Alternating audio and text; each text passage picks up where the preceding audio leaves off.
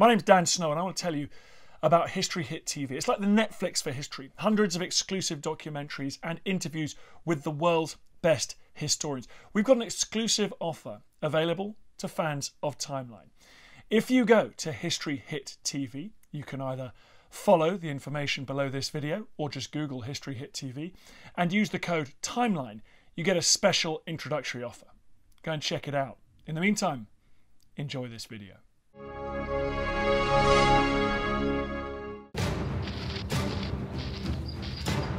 July 1944. The British Secret Services set their plan to assassinate Hitler in motion. A British sniper is to be parachuted into Germany and must infiltrate Hitler's Bavarian location with orders to kill him during his daily walk, when security is minimal.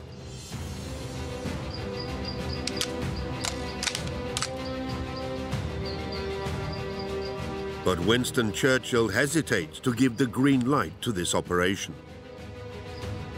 Should he kill a bloodthirsty madman or let a mediocre war leader live? Finally, the operation is abandoned. In July 1944, the British Secret Services consider that as head of the German army, Hitler has become their best ally to bring about the fall of the Reich.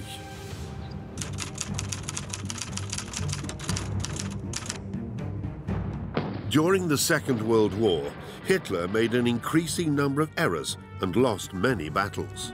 Je dirais qu'Hitler, c'est un homme qui tente des coups de poker. In 1940, when England was in his reach, Hitler allowed the British army to rebuild itself. La décision de bombarder les populations plutôt que les objectifs stratégiques, militaires, industriels est une énorme erreur. A mistake that he will pay a high price for during the Allied landings.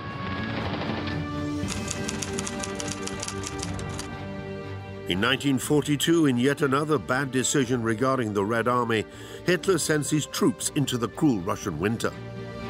Les armées allemandes ne sont pas équipées en froid. Donc les pauvres gars claquent des dents, quoi. Hitler loses almost 1 million soldiers in what will be the real turning point of the Second World War. Hitler a perdu la guerre à l'Est. In 1944, he launches an unnecessary attack in the Ardennes. Cette contre-offensive, ces généraux n'y croient pas. C'était une offensive qui ne pouvait marcher que sur le papier. The only one responsible for this massacre, Hitler used up the last of his troops and opened up Germany's doors to the Allied forces.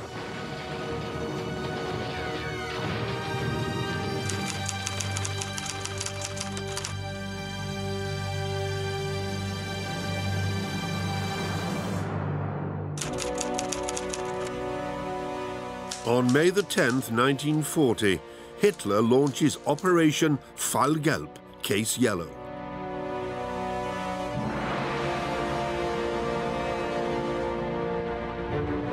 When Hitler ends his strange war by giving the order to simultaneously invade the Netherlands, Belgium and France, the shockwave created by this lightning invasion shakes the entire world. Le 10 mai 1940, les deux camps attaquent.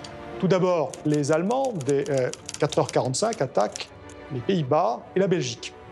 Dès 7h du matin, les Franco-Britanniques entrent en Belgique avec l'intention irréaliste de donner la main aux Hollandais.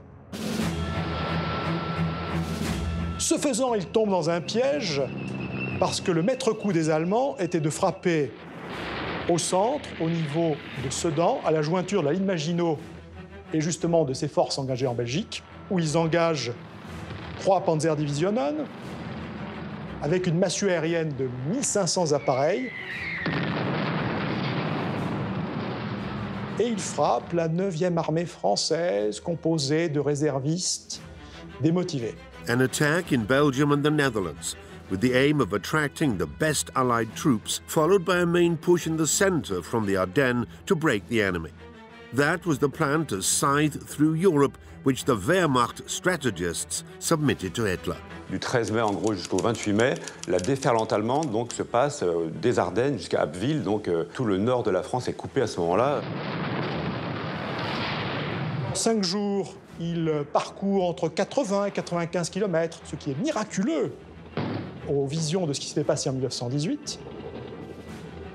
Et bien sûr, ils enferment dans une immense poche les forces franco-britanniques qui se trouvent piégées à Dunkerque. Le piège se referme sur 500 000 soldats franco-britanniques donc, qui sont enfermés dans cette poche.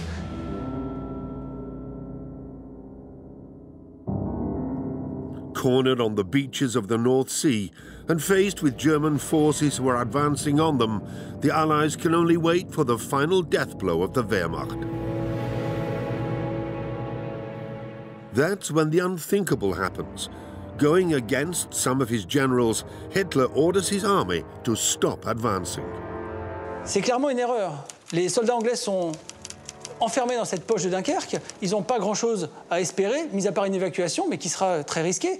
Et les Allemands ont un avantage. Ils peuvent encercler tout le monde et capturer la quasi-totalité de l'armée anglaise et laisser les Anglais de façon totalement démunis pour défendre leur propre territoire. Il y a une très violente altercation avec le numéro 1 de l'armée de terre, le colonel général von Brauchitsch, qui lui veut attaquer sans tarder Dunkerque. La querelle est très violente, mais c'est le Führer qui l'emporte. Il montre à ses officiers généraux que c'est lui le chef. Un chef a besoin de marquer son territoire. C'est lui le chef. Donc il dit stop. Maintenant, ça suffit. Hitler a eu peur. A eu peur que ce soit un piège. Ses troupes vont beaucoup plus vite et beaucoup trop vite pour lui. Et il a peur à chaque fois que les lignes s'étirant, que les sources d'approvisionnement restant en arrière, ses troupes soient démunies. Donc le Haltbefehl de Dunkerque, c'est probablement une crise de panique d'Hitler qui demande qu'on s'arrête, qu'on reconstitue les forces avant de continuer et de progresser. Ce qui va laisser le temps justement aux Anglais de mettre en place cette incroyable opération, cette évacuation, l'opération Dynamo, qui va être en fait une prouesse incroyable que personne n'imagine possible. Taking advantage of Hitler's strategic error, the British military launched Operation Dynamo. It was a real gamble that aimed to repatriate the 350,000 soldiers of its expeditionary troops that were held prisoner in Dunkirk. L'opération Dynamo, elle va se dérouler dans des conditions extrêmement tendues. Effectivement, le temps est complètement dégradé. La fenêtre est très courte, parce que les services de renseignement ont bien compris que la pause allemande n'allait pas durer plusieurs jours. Pour assurer le sauvetage, il faut que ces soldats partent par la plage.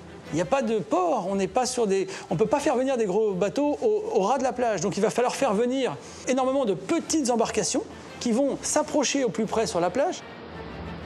C'est une opération qui mobilise finalement tout ce qui flotte. C'est-à-dire on a des bateaux militaires, on a des yachts privés, on a des embarcations, des bateaux de pêche.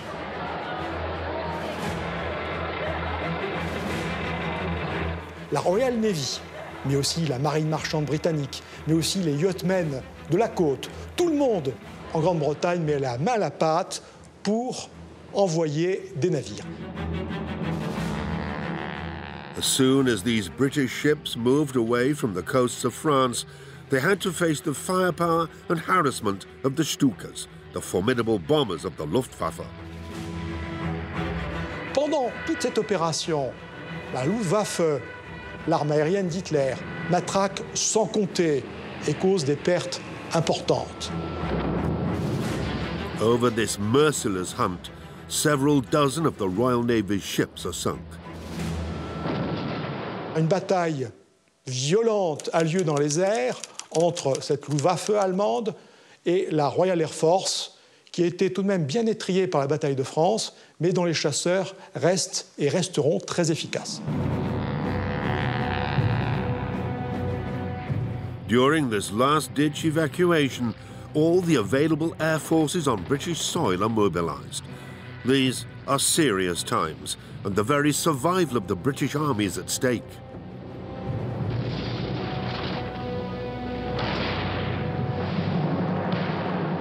Il faut sauver les troupes parce que l'essentiel, effectivement, c'est que les Britanniques en sont bien conscients. L'essentiel, c'est de sauvegarder le potentiel militaire britannique. Half victory or semi-failure? Certainly, the British forces were rebuilt, but at the cost of tens of thousands of French soldiers who were sacrificed to protect their escape. These are sent into captivity on the other side of the Rhine.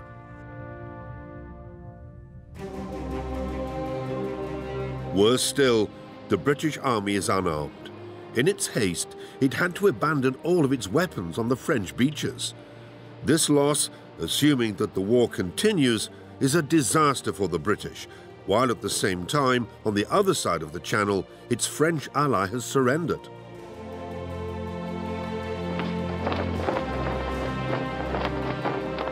On the Champs-Élysées, the German troops parade triumphantly. In Rotonde, at the signing of the armistice, Hitler lets his joy show. And with good reason. Continental Europe is entirely at his mercy. And on the other side of the Channel, the British enemy is ready to drop like a ripe fruit. And against all expectations, the Führer does not take action. He tries to make a deal. Il a effectivement une hésitation. Il a caressé l'idée d'une paix avec la Grande-Bretagne. Il faut savoir qu'Hitler considère les Britanniques comme une population aryenne. Il y a un élément racial là-dedans. Il considère les anglo-saxons comme faisant partie un peu de la race supérieure. Dans son esprit, il veut signer un pacte avec les Anglais pour justement ne pas avoir à faire face à deux fronts. Et donc celui-là serait arrêté à l'ouest et il peut se consacrer à l'est. Ça aurait pu marcher, sauf que depuis le 10 mai, le Premier ministre ne s'appelle plus Chamberlain, mais Winston Churchill.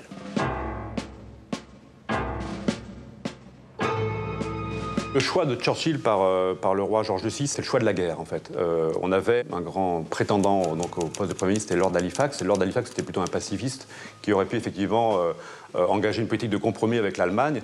Or, le roi George VI fait appel à Churchill, qui est un vieil homme, il a 65 ans, plus de 65 ans. Il a déjà une carrière politique derrière lui assez lourde. Churchill, c'est l'expérience de la Première Guerre mondiale. Il a combattu durant la guerre des Bourses en Afrique du Sud. Voilà, donc c'est un homme de poigne. Lorsque Churchill arrive, dans son premier discours aux communes, il dit « Je n'ai rien à vous promettre, que des larmes et des grincements de dents. » I have nothing to offer but blood, toil, tears and sweat. Nous nous battrons sur les côtes. We shall fight on the beaches, we shall fight on the landing grounds, we shall fight in the fields and in the streets. Et il termine son discours par We shall never surrender. We never surrender. Nous ne nous rendrons jamais. Churchill, en même temps, il a une volonté de faire, il ne lâchera jamais de toute la guerre, et en même temps, c'est l'un des hommes les plus rusés. Il va monter un cabinet noir qui va faire croire à Hitler, en fait, le meilleur mensonge, c'est celui qu'on a envie de croire. Et Hitler et son entourage ont envie de croire une possible paix avec les Anglais. Et donc, Churchill va monter un cabinet noir qui est censé être un cabinet d'opposants factices et qui va ensuite discuter et gagner du temps avec les Allemands. Il faut gagner du temps. Et donc, il donne des gages en disant une partie des Anglais discutent alors qu'en fait, c'est totalement bidon. Lorsqu'Hitler comprend qu'une négociation avec les Britanniques n'aboutira pas, l'objectif principal devient de débarquer en Angleterre. Voilà. Et donc de préparer le débarquement, d'où la bataille d'Angleterre. From the many invasion plans put forward by the military, Goering's is the one chosen by Hitler. Göring, pour des raisons de prestige personnel et de positionnement interne au sein de la hiérarchie nazie, veut pousser l'arme aérienne et promet à Hitler que la Luftwaffe va lui donner la Grande-Bretagne et l'Empire britannique. Göring dit « Mein Führer, kein Problem, la Royal Air Force, j'en fais mon affaire. Ils ont perdu 1000 avions, j'en fais mon affaire. 3 semaines. » Hitler, qui n'y connaît rien dans l'aviation, dit « Bon, ben, vas-y, puisque de toute façon, les autres en face, ils n'ont pas l'air de vouloir discuter. » C'est une erreur stratégique immense, parce qu'en commençant la bataille d'Angleterre, il conforte la position de Churchill et il dresse toute la Grande-Bretagne et tout l'Empire britannique contre le Reich. July 1940. Hitler and his military set in motion Operation Seelöwe. The Sea Lion plan aims to land on the British Isles. In order to achieve dominance in the air, which is essential for the invasion, the entire German Air Force is mobilized. 1,000 fighter jets and as many bombers. Goering's first strategy is to create an artificial embargo from England to isolate the islands from the continent. The ports and Navy convoys are the main targets. Il y a plusieurs phases dans la bataille d'Angleterre. Une première phase, c'est une lutte contre le commerce britannique dans le Channel, dans la Manche. Les Allemands décident de bombarder surtout les ports maritimes et les navires, y compris marchands, ceci pour essayer de bloquer l'approvisionnement de la Grande-Bretagne. Et il coule des bateaux charbonniers, il coule des vedettes rapides. Bon, ça marche pas si mal que ça.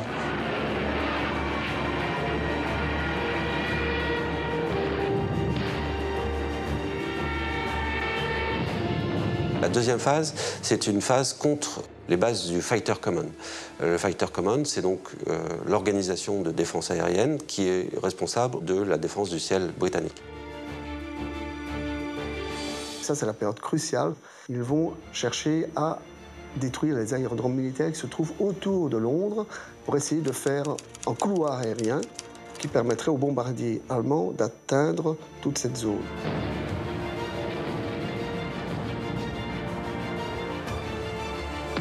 La première idée, c'est de mettre à mal ou de mettre à bas la chasse britannique, en se disant que si, d'une part, les Britanniques sont militairement affaiblis et si, d'autre part, leur aviation est réduite à néant ou presque, alors le débarquement sera moins difficile.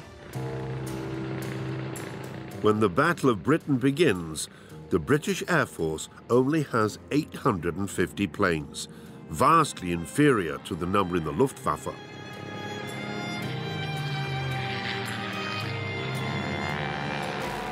However, the quality of the British pilots, combined with the great maneuverability of the Spitfire, made them a formidable opponent. In 1 month, 500 German planes were destroyed. In addition, in this battle, England had a particularly effective weapon. Il y a le fameux radar qui est ultra secret et qui va permettre aux Anglais de prévoir les vagues d'avions qui arrivent de jour comme de nuit. La Home Guard est créée à ce moment-là, c'est une milice patriotique qui est créée par Churchill pour justement l'effort de guerre. Tout le monde va s'y mettre.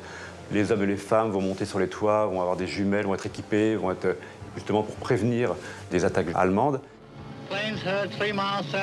Ils ont des observateurs. Ils ont tout un système de communication qui leur permet d'utiliser leurs escadrilles au mieux.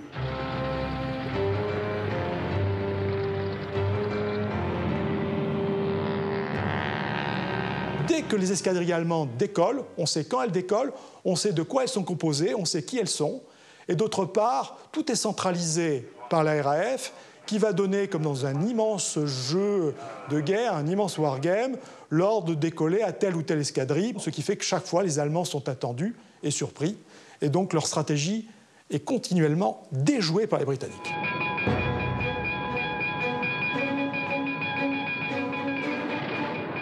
The war effort is entirely in the hands of the RAF pilots. In the first phase of the Battle of Britain, they bring down around 40 German planes every day.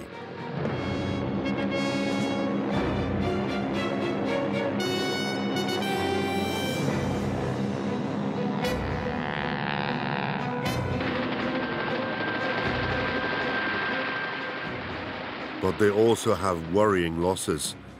More than 300 fighter planes are brought down and 230 pilots disappear. On the eve of the 7th of September 1940, the British forces have reached breaking point. Peu à peu, du fait des coups de boutoir de la Luftwaffe sur ces infrastructures de la Royal Air Force, le Fighter Command commence à plier. Il y a un certain nombre de bases dans le sud-est de l'Angleterre qui sont évacuées parce qu'elles sont considérées indéfendables et parce qu'elles ont subi des destructions trop importantes. Fin août, début septembre 1940, on peut dire que la défense aérienne britannique est à la limite de ses possibilités. C'est-à-dire les pertes en avion et en pilote sont plus importantes que le renouvellement des pilotes et des avions. Et donc ça se joue à très peu. Si Hitler avait poursuivi dans cette stratégie, peut-être que 2 ou 3 semaines plus tard, il l'aurait emporté, sauf qu'il change d'avis et qu'il décide de matraquer donc les grandes agglomérations britanniques. How can Hitler's strategic U-turn be explained at the very moment when victory seemed imminent? Le 24 août se déroule un événement important qui va changer la donne. Le 24 août, des bombardiers allemands, par erreur, bombardent la banlieue de Londres. La réaction de Churchill est immédiate. Il fait bombarder Berlin.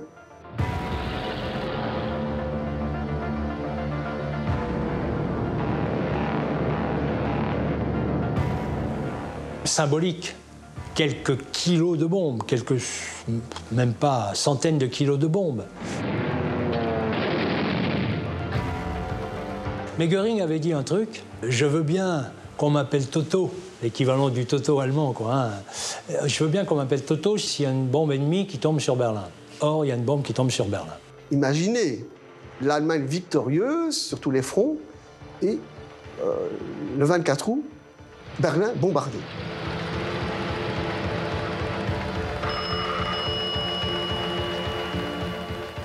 Hitler sort de ses gonds, devient foudrage, dit « Ah, elle bombarde nos villes, très bien. On change d'objectif, on ne bombarde plus les aérodromes et on va mettre la pression sur les villes anglaises. » Day and night, waves of German bombers received the order to crush civil targets. London and large cities in the south become their priority targets. Hitler réagit de manière un peu émotive suite au bombardement de Berlin en focalisant sur les villes britanniques au lieu de focaliser sur les objectifs stratégiques militaires. Ce jour-là où Hitler pique une colère en disant « je vais bombarder les villes », c'est écrit dans les mémoires de Sir Hugh Dowding, le patron du Fighter Command. Il dit « je suis tombé à genoux et j'ai remercié le ciel » de ce changement, parce que pendant ce temps-là, certes, on allait avoir des morts et des blessés dans Londres, mais mon outil industriel était complet. By moving away from his original objectives, Hitler offers an unexpected respite to the British war industry. Factories are starting to operate at full speed, with weapons, ammunition, and aircraft being manufactured at high speeds. Rearmament is in progress. La décision de bombarder les populations plutôt que les objectifs stratégiques, militaires, industriels est une énorme erreur. Lorsque vous visez une population, vous la soudez entre elles, vous la soudez derrière son gouvernement. C'est une erreur psychologique et stratégique majeure. Subjected to constant bombing, everyone in London is mobilized and stands up in the face of disaster. Some search the debris in search of survivors. Others fight fires with often limited resources, and at the slightest alarm, everyone abandons their post to rush to the shelters.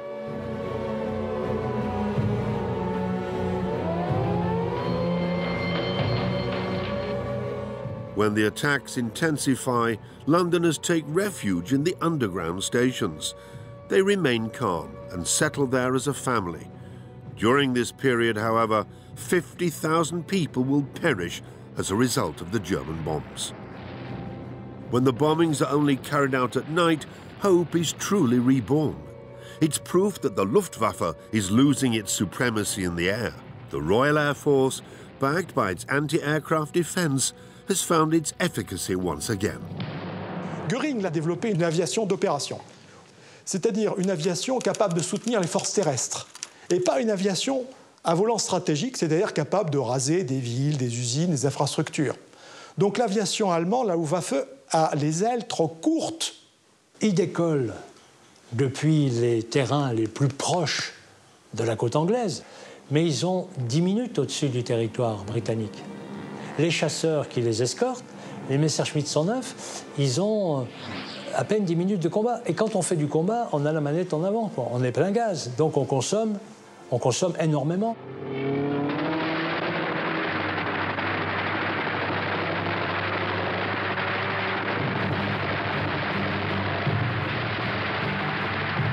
Très souvent, si l'escorte de chasse doit affronter une interception des chasseurs du Fighter Command, ils n'ont plus suffisamment d'autonomie pour protéger les bombardiers dans le ciel de Londres. Et ces chasseurs du Fighter Command attendent justement que les bombardiers soient dans le ciel de Londres sans escorte de chasse pour étrier ces raids de bombardement allemands.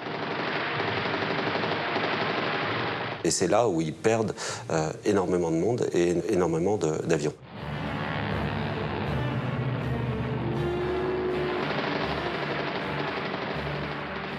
The defeats in the air start to add up for the Luftwaffe. Goering has overestimated the strength of his air force.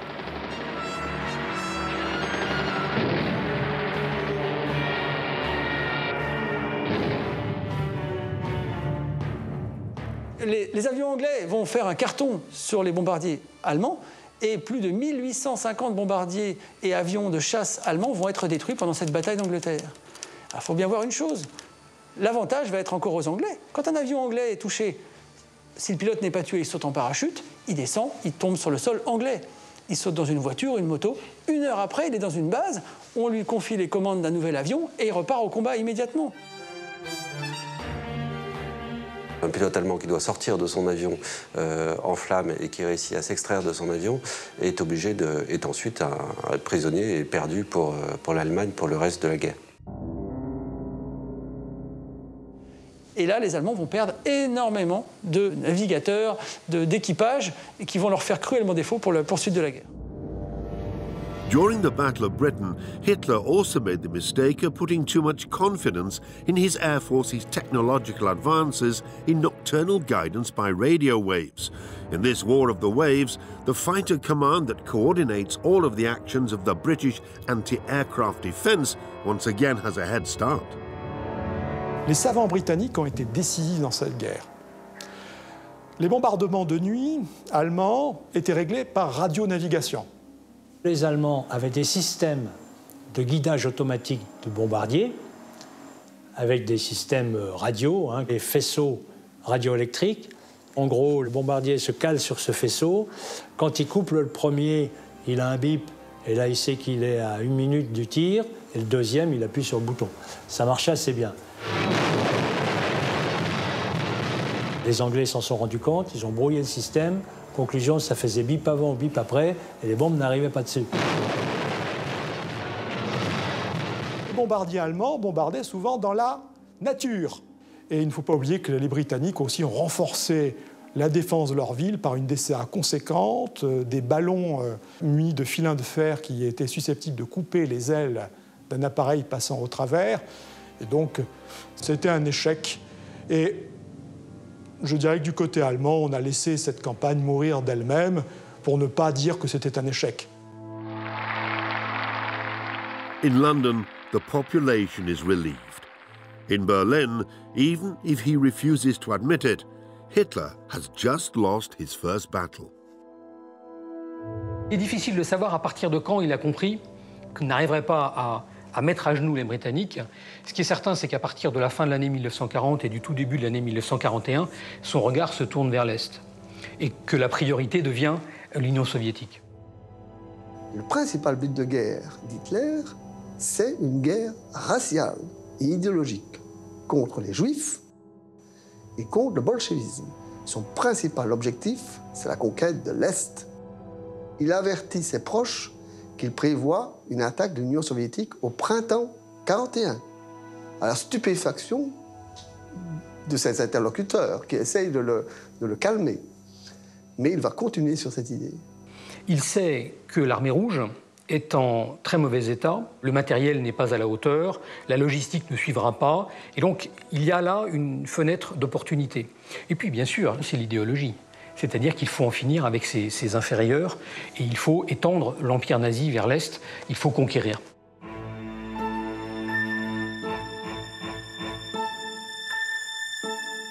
Pour attaquer la Russie, il est nécessaire d'éviter l'hiver. Et pour éviter l'hiver, il vaut mieux s'y prendre très tôt, c'est-à-dire au printemps. C'était de fait ce qui était prévu.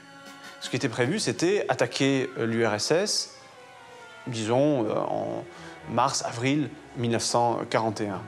Mais il se fait que Mussolini a pris l'initiative, sans en référer à Hitler, d'attaquer la Grèce. Et Hitler est furieux, évidemment. Mais il est obligé de venir aider son allié pour les questions d'image, parce que l'armée italienne ne réussit pas à percer en Grèce. L'armée grecque se défend très très bien. On the border between Greece and Albania, 16 badly equipped Greek divisions block 27 Italian divisions. Italy's supposed power is seriously undermined. Hitler détache des forces pour aider les Italiens en Grèce, et puis il attaque en même temps la Yougoslavie, qui se range du côté britannique à ce moment-là. Et il ne peut pas le supporter. On the 6th of April 1941, without any declaration of war, the Luftwaffe bomb Belgrade.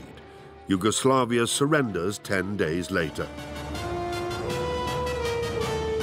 La Grèce, le grand coupable, c'est Mussolini, puisque Mussolini avait besoin d'aller s'en prendre à la Grèce. Quant à la Yougoslavie, c'est qu'une histoire d'amour-propre. C'est là encore, si vous voulez, une marque d'orgueil et de colère d'Hitler qui a dit il faut les punir. Despite the delay, Hitler once again improvises and decides to put the Soviet Empire out of the game immediately.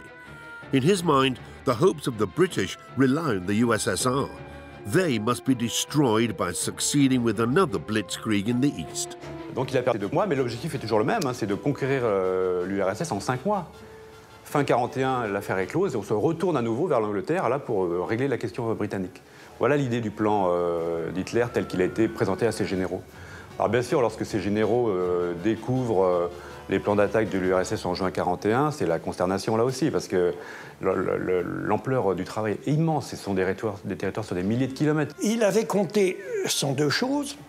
D'une part, les distances, et puis d'autre part, le peuplement.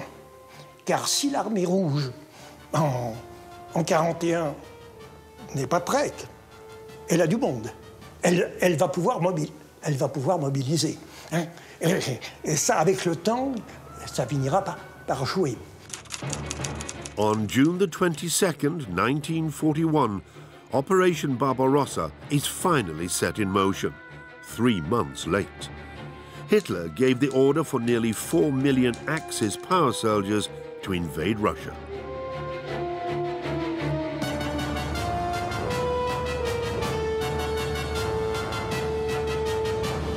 Lors de l'offensive allemande sur les Russes, Hitler a mis un coup au moral terrible à Staline, qui s'est enfermé 3 jours dans son bureau et qui n'est pas sorti pendant 3 jours. Ses généraux n'avaient plus de nouvelles. Il est complètement abasourdi, Staline. Il n'est pas surpris, mais il est abasourdi que Hitler soit assez fou pour engager un second front à l'Est sur un territoire aussi grand. Staline n'y croit pas.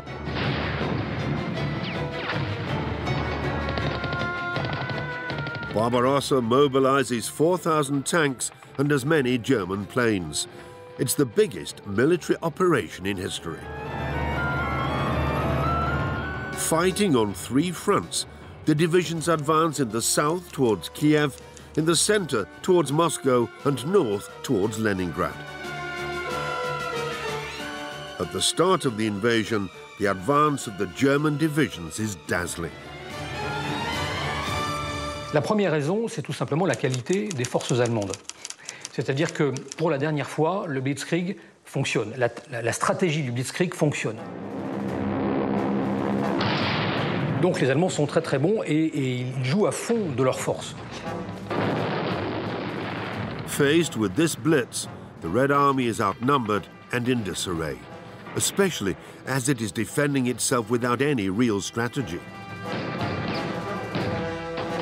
Staline a fait une purge en 37-38, ayant éliminé des milliers d'officiers de l'armée soviétique. Donc l'armée rouge, au niveau du commandement, n'est pas ce qu'il y a de mieux, est inefficace. Staline a donné des instructions très fermes, au début au moins, de ne pas reculer. Au lieu de ça, on se bat désespérément, on se fait encercler et d'immenses nombres de soldats soviétiques sont capturés. Et ce sont des armées entières, des 200, 300 000 hommes qui capitulent, qui sont capturés lors de grandes manœuvres d'encerclement. Et au total, c'est plus de 2,5 millions d'hommes qui sont capturés lors des 6 premiers mois de l'opération Barbarossa. C'est une masse énorme de soldats que l'armée rouge va perdre.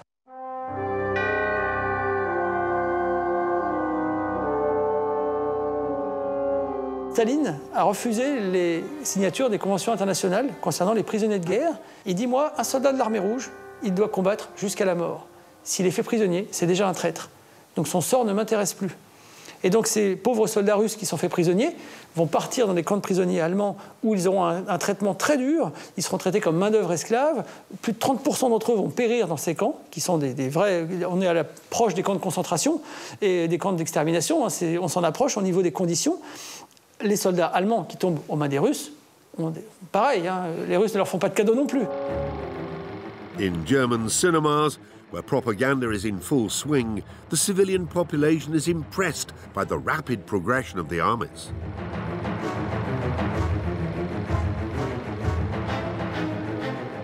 In October 1941, Kiev is conquered, Leningrad is surrounded, and Moscow is just a few hundred kilometers away.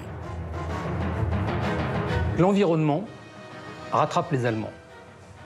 C'est-à-dire que les Allemands qui jusque-là combattaient en Europe de l'Ouest, en Europe du Sud, sur des distances courtes, se trouvent confrontés aux immensités soviétiques.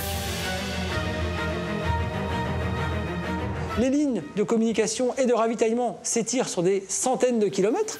Et ce n'est pas des routes comme on a nous en Occident. Le ravitaillement allemand, la logistique ne suit plus. C'est une armée qui était mécanisée, qui était moderne et qui redevient une armée de fantassins avec des chariots tirés par des chevaux. Et c'est ça qui arrive à la formidable armée allemande dès l'automne 1941, une démodernisation. Plus de 70% est encore hippomobile. C'est-à-dire que les chevaux, il ne faut pas leur donner de l'essence, mais il faut leur donner du foin. Si on peut amener le pétrole par pipeline, parce qu'il y a des régiments de pipeline qui avancent en même temps que l'avancée des troupes, il n'y a pas de pipeline de foin, quoi. Hein. Les ordres sont clairs, on se nourrit sur la population. Hein. Donc très très rapidement, il va y avoir des pillages, littéralement, des villages ukrainiens, biélorusses, baltes. Et les soldats vont se nourrir, quitte à ce que les gens crèvent de faim. In light of this, the Russians retreat and systematically apply a scorched earth policy. No urban areas are spared. All of the houses and the harvests are burned. Nothing is saved. Infrastructures are destroyed. Every bridge is demolished with explosives. The invaders' advance must be slowed down as much as possible. The German troops' difficulty progressing is compounded by a climatic event known by the Russians as the Rasputitsa. Il se trouve qu'au mois d'octobre, en Union soviétique de l'Ouest, eh bien, il y a des pluies diluviennes qui transforment les routes et les chemins en cloaques de boue d'1 mètre d'épaisseur. Ce sont des pluies diluviennes qui s'abattent sur les plaines russes. Et donc l'armée va s'enliser dans des bourbiers à partir de octobre 1941. Dès qu'il pleut, les routes deviennent, en fait, ne sont plus des routes, sont des bourbiers. Et donc, progresser devient très difficile, très lent. Et c'est quelque chose qu'Hitler ne réalise pas. Les chevaux, ils en ont jusqu'au poitrail, il faut les abattre. Les camions, ils restent dedans, les chars aussi. Donc, et le problème, c'est que vers la fin octobre, début novembre, en 8 jours, tout ça, ça passe à -30. Donc les camions qui sont dans 1 mètre de boue, maintenant, ils sont dans 1 mètre de glace. It was during this period that the Germans experienced their first loss. Since the beginning of Operation Barbarossa, they had lost half of their initial forces in men and material. Inevitably, the war machine seizing up and the state of morale became so concerning that General Rundstedt decided to inform Hitler. von Rundstedt, comme beaucoup de généraux et d'officiers allemands, ont les informations qui remontent du terrain, qui remontent des lieutenants, des capitaines, et qui disent la situation est catastrophique, les compagnies qui comptaient 200 hommes, il en reste 20, 30, les chars, sur un effectif théorique de 50 ou 100 chars, il n'y en a plus qu'une dizaine.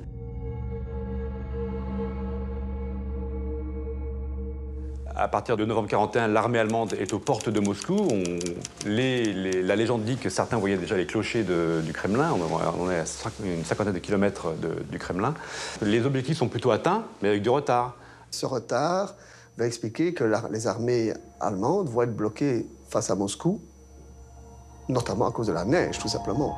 Le plus grand soutien de Staline, ça va être, en dépit des Américains qui vont lui fournir du matériel, mais ce sera l'hiver russe, le général Hiver, qui va se venir au secours de Staline et qui va geler la machine de guerre allemande. Les soldats sont équipés avec leurs équipements d'été et ne seront pas équipés de vestes d'hiver quand le froid va leur tomber dessus. Et un froid de moins 30, moins 40, personne n'y résistera. Les armées allemandes ne sont pas équipées temps froid. Parce qu'elles ne peuvent pas tout faire non plus. Et ils ne sont pas équipés temps froid. Ou très peu. Il y a peut-être quelques divisions qui sont de SS qui sont peut-être équipées, mais ils ne sont pas équipés. Donc les pauvres gars claquent des dents, quoi. Le carburant gèle, vous prenez votre fusil, vous le serrez et vos mains restent collées à l'acier gelé, etc., etc. Leurs chars vont geler sur place, leurs avions ne démarreront plus, les soldats vont mourir de froid, tout s'arrête. The German army is now paying a high price for Hitler's delay in launching Operation Barbarossa. C'est une armée mal ravitaillée, ayant froid et faim, qui se bat avec courage et détermination contre des Russes qui étaient eux aussi de plus en plus déterminés à défendre Moscou et la mère patrie. Given the urgency, Stalin tries to galvanize his people with patriotic speeches. We must repel the enemy at all costs. The date of the counterattack has been set. It will be headed by a strategist of the Red Army, General Zhukov. Zhukov est sans doute un des esprits les plus brillants de l'armée rouge. Il a commencé sa carrière comme simple cavalier. On dit même qu'il a décapité d'un coup de sabre un cavalier blanc. C'est un esprit très brillant qui a été formé en particulier à Berlin avec certains officiers soviétiques qui ont eu comme professeur un certain capitaine Paulus, qui sera le grand vaincu de Stalingrad. Et Zhukov est un protégé de Staline. C'est l'homme de la situation, c'est pas quelqu'un qui va perdre ses nerfs ou faire comme certains généraux soviétiques ou autres, vouloir conduire des charges en avant pour masquer leur incompétence par un surcroît de courage. On the 5th of December 1941, the Red Army's counterattack begins. C'est Zhukov qui prend l'offensive, une contre-offensive très bien menée, et qui prend les Allemands, je dirais, à contrepoint.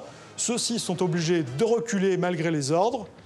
Hitler donne un ordre d'arrêt, de transformer les villages en forteresses. C'est souvent les civils qui en font les frais.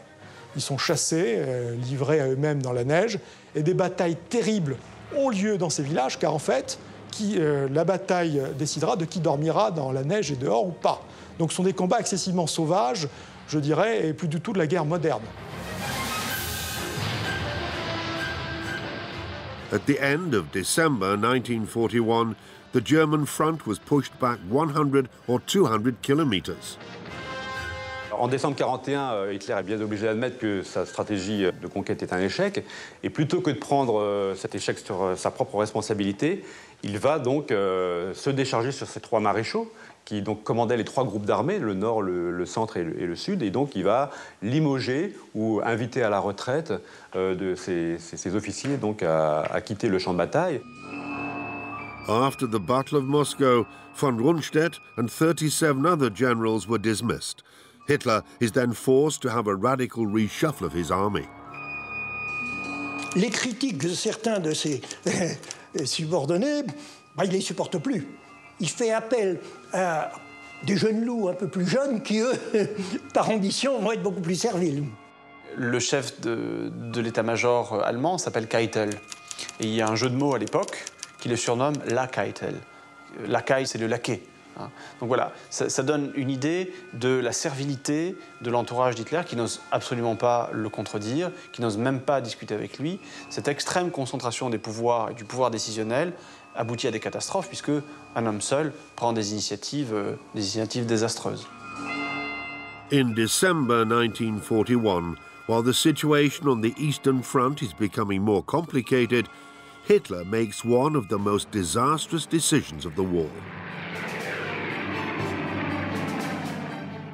On the 7th of December 1941, 353 Japanese aircraft take off from 6 aircraft carriers in the direction of Pearl Harbor, the base of the US fleet in the Pacific. 7 décembre 1941, l'amiral Yamamoto, qui commande la flotte, attaque Pearl Harbor.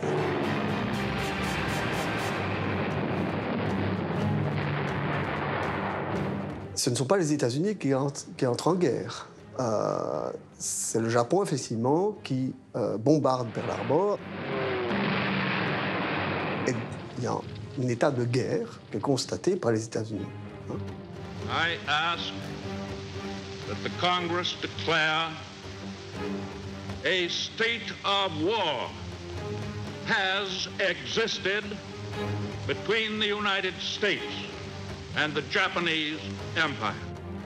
2 jours après, Hitler, soi-disant grâce au pacte germano-nippon, déclare la guerre aux États-Unis. Le pacte avec le Japon ne prévoyait d'assistance au Japon que si le Japon était attaqué. Or là, c'est le Japon qui a attaqué les États-Unis. Donc il n'y a pas de cas d'alliance, si vous voulez. Hitler aurait très bien pu se dispenser de déclarer la guerre aux États-Unis.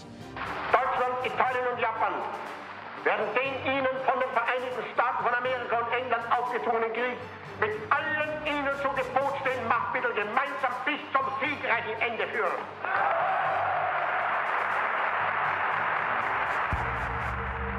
Les généraux allemands critiquent, mais ne sont pas capables de s'opposer à ce projet-là. Ils sont consternés par cette décision, mais ils obéissent malgré tout. Je pense que cette décision est mue par une méconnaissance totale des États-Unis de la part de Hitler. Il n'a jamais mis les pieds aux États-Unis, il ne se rend pas compte de la puissance industrielle des États-Unis et il sous-estime certainement l'armée américaine. L'armée américaine, en 1940, c'est 140 000 hommes. Donc Hitler se dit 140 000 hommes, c'est pas eux qui vont bousculer la face du monde. Erreur très grave, effectivement. L'armée américaine va se constituer une énorme machine de guerre, va mettre en place une énorme production industrielle de dizaines de milliers de chars, 50 000 Sherman seront produits pendant la Seconde Guerre mondiale, de milliers d'avions. À la fin du conflit, l'armée américaine, c'est 16 millions d'hommes. En 4 ans, ils vont passer de 140 000 hommes à 16 millions d'hommes. By underestimating the military power of the United States, Hitler definitely compromises his chances of winning the war. Ce qu'on voit dans cette affaire de la déclaration de guerre aux États-Unis, qui est une décision personnelle, c'est l'extrême concentration du pouvoir décisionnel au sommet du Troisième Reich, notamment en matière militaire, dans les mains d'Hitler. C'est pas un stratège, c'est un homme qui commence à être malade, qui est bourré d'amphétamines et de drogue, comme la plupart des généraux allemands en général.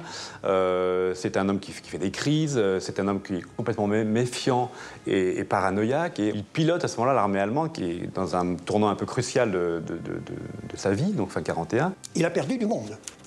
On estime qu'il a perdu, pendant la campagne de 41, dans les environs 700 000 hommes. Donc, il n'a plus le même potentiel qu'en juin 41. Ses perspectives stratégiques sont quand même beaucoup plus limitées. Disagreeing with his generals, who want to retreat to preserve the rest of their forces, Hitler wants to attack again and again. However, on the front, in the heart of the Russian winter, the balance of power has clearly changed.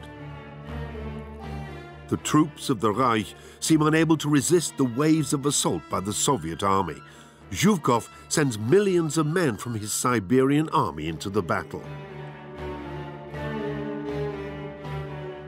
In early 1942, Hitler, who from that point really held all of the power, prepared to make more poor strategic decisions. Between July 42 and February 43, the decisions of Hitler to take Stalingrad turn out to be catastrophic. Il aurait mieux valu encercler la ville de Stalingrad et ne pas faire entrer l'armée allemande dedans. Donc ça a été effroyable. At the same time, hundreds of thousands of elite soldiers from their North African army are condemned.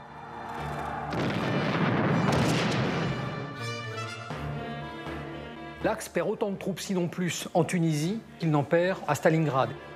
Germany, withdrawing on all fronts, has to face the consequences of declaring war on the United States. In June 1944, the Normandy landings begin. Hitler doesn't register the importance of this event that will bring about the fall of the Reich. 6 juin 1944, incroyable, Hitler s'est couché à 4 h du matin et il ne faut pas le réveiller. Von Rundstedt, qui est commandant du Grosse Paris, s'insiste, mais on lui répond « Non, non, non, sous aucun prétexte ». August 1944. Part of the military staff organize a bombing to put a stop to the Führer's dangerous and deadly decisions. Hitler physiquement est diminué, mais psychologiquement est également diminué. C'est un homme qui est de plus en plus dans sa tête assiégé. Il est épuisé physiquement et mentalement, et plus personne n'ose le contredire. December 1944. Hitler, who is increasingly dependent on drugs, sends his men in a counterattack in the Ardennes that is as pointless as it is deadly. Cette contre-offensive, ces généraux n'y croient pas. C'était une offensive qui ne pouvait marcher que sur le papier. Hitler's final lost battle. This catastrophic attack will bring about the fall of the Third Reich.